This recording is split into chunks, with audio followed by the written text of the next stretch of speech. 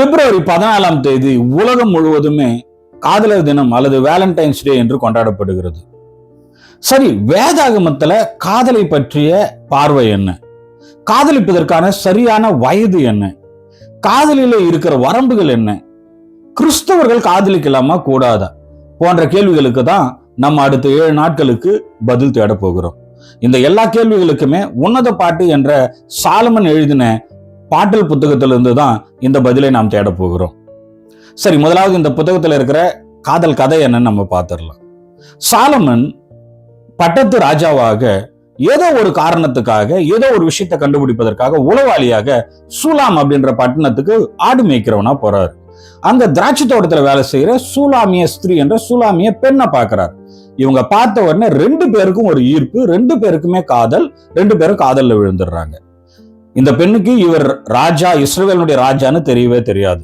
2 பேரும் கொஞ்ச நாள் காதலிக்கிறாங்க. பிறகு இவருடைய வேலை முடிஞ்ச உடனே அவர் எருசலேமுக்கு போக அவர் ஆயத்தமாறாரு. அப்ப சொல்லிட்டு பிறகு நான் திரும்பி வருவேன் அப்படின்னு. இப்ப 2 பேருக்கும் இடையில தனிமை வருது.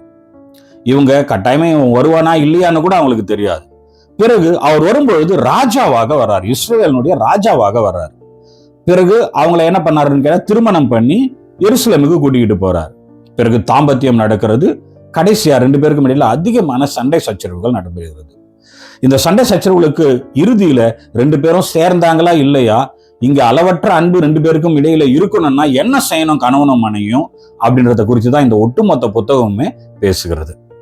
சரி, ஆண்டவர் பரிசுத்தமானவராயிற்று. காதல் என்ற உணர்வு தவறான உணர்வா இருந்தா உன்னத பாட்டு என்ற புத்தகத்தை எப்படி ஆண்டவர் வேதாகமத்துல அனுமதிக்க முடியும் அப்படின்னு கேள்வி கேட்டீங்கன்னாக்கா, காதல் என்பது தேவனால் உண்டாக்கப்பட்ட பரிசுத்தமான உணர்வு ஆகும்.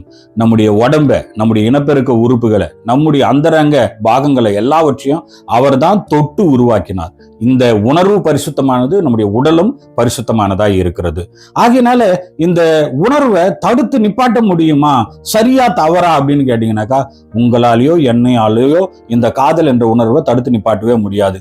12 to 14 வயதுல ஒரு ஆணோ பெண்ணோ பூப்படையும் பொழுது அவர்களுக்குள் ஏற்படுகிற ஹார்மோனிய மாற்றங்களினாலும் உளவியல் மாற்றங்களினாலும் உடல் வளருவதினாலும் ஒரு ஆணின் மீது பெண்ணுக்கும் பெண்ணின் மீது ஆணுக்கும் ஏற்படுகிற ஈர்ப்பானது ரொம்பவே இயற்கையானது. இத நம்ம தடுத்து நிப்பாட்ட முடியாது. ஆனா இந்த உணர்வை ரொம்ப ஆபத்தானதா மாத்தாம சரியா கையாள முடியும். அததான் வேதாகமம் நமக்கு சொல்லி தருகிறது.